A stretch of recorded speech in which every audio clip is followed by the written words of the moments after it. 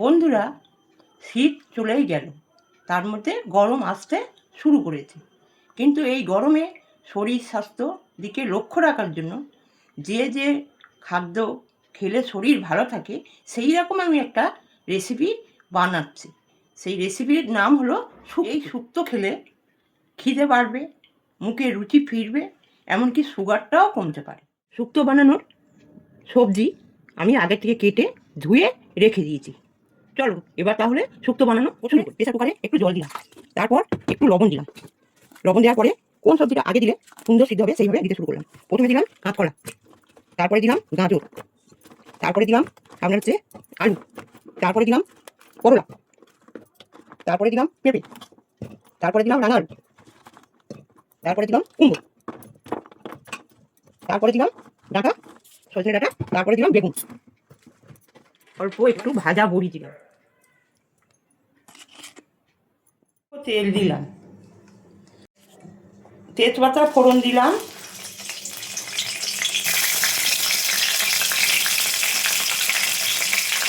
ফোড়ন তেজপাতা একটু ভাজা হলে প্রেসার কুকারের সবজিগুলো একটা সিটি মেরে রেখেছি ওটা কড়াতে ঢালছি।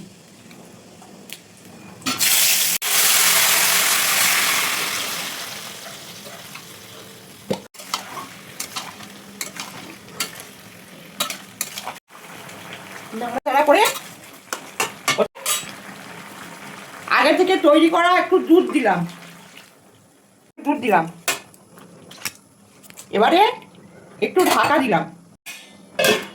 ঢাকা দেওয়ার পরে মিনিট 3 ফোটালাম। 2 মিনিট পরে ঢাকনাটা খুললাম, তারপরে একটু চিনি আর একটু লবণ দিয়েছি। এবারে চন্দনী বা রাঁধুনি সঙ্গে আদা পেস্ট দিয়ে দিলাম। 8-2 মিনিট ফুটলে তৈরি হয়ে যাবে বাঙালির ঘরের রেসিপি শুক্তো। তৈরি হয়ে গেল বাঙালির প্রিয় শুক্তো। গরম ভাতে সবাইকে বানিয়ে খাওয়ান। ভালো লাগলে আমার পাশে থাকুন, লাইক করুন, সাবস্ক্রাইব করুন। গরম গরম ভাতে এই রকম রেসিপি খেতে চাইলে আমি হোম ডেলিভারিও করি। আপনারা এই নাম্বারে ফোন করতে পারেন, আমাকে ফোন করে যোগাযোগ করবেন।